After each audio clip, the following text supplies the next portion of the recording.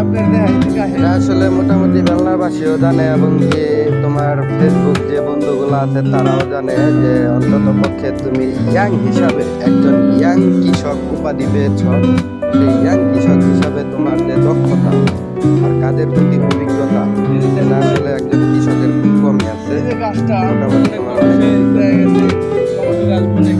তোমার বিষয়টা কি এটা বলে না ভাই মহব্বত করে এই যে দেখেন এই যে গাছটা কি সুন্দর হয়েছে ভাই দেখেন ভাই চাইল পালে একেবারে সারা ছিন্ন ভিন্ন বট গাছ এখন তো অনেক মানুষ মহব্বত করবো যে এই যে একটা এই যে ফুল দেখা যায় রে এটার ভিতরে টমেটো ধরবো কিন্তু আসলে না ভাই দেখেন এই যে এভাবে এই যে পুরার যে পুকি আছে দেখতে পাচ্ছেন সব কেটে দিতেছে ডালপালা।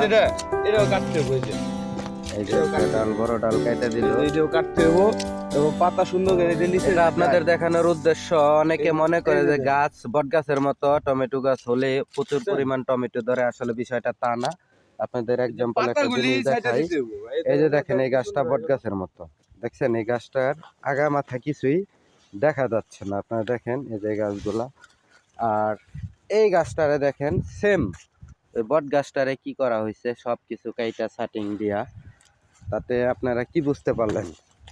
এটাই বোঝায় যে অন্তত পক্ষে টমেটো গাছ যদি কাইটা কুইটা কমায় রাখে সে গাছে ফল কি বেশি আসে নাকি ভাই। যেমন এই যে একটা বিষয় হইলো এই জায়গার ভিতরে যেটা হইলো সবচেয়ে একটা মানে ডেঞ্জারাস বিষয় হইলো এই যে দেখেন এই যে পাতা, এই যে পাতা এটি মনে করেন যে এটিতে টমাটোমের যে ফুলটা আইছে, ঠিক আছে, এই ফুলটা মনে করেন যে টিকপার দিব না, পাতায় রস টানে। আচ্ছা আচ্ছা, ঠিক আছে, তো পাতাটা কাটতে দিলে যে টমেটোটি আমার বড় হয়ে যাব, তারপরে যে ফুলটি আমার টিকা দেবো গা, একটা ফুলও নষ্ট হইব না। ঠিক আছে, সাইডটা মেটটা এই যে বাইন্দা দেওয়া লাগবে, এটা তো মনে করেন যে এই ডাইল যেটা যেদিকে যাইব সেটা ঠিক ওই দিকেই নিয়ে বান দিতে হবো ভাই। গুড, ধন্যবাদ আপনার খুব সুন্দর পরামর্শ দেওয়ার জন্য।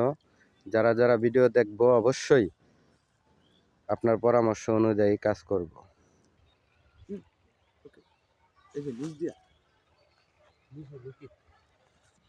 এই যে দেখতে পাচ্ছেন খুব সুন্দর টমেটো ধরেছে, আপনারা দেখেন।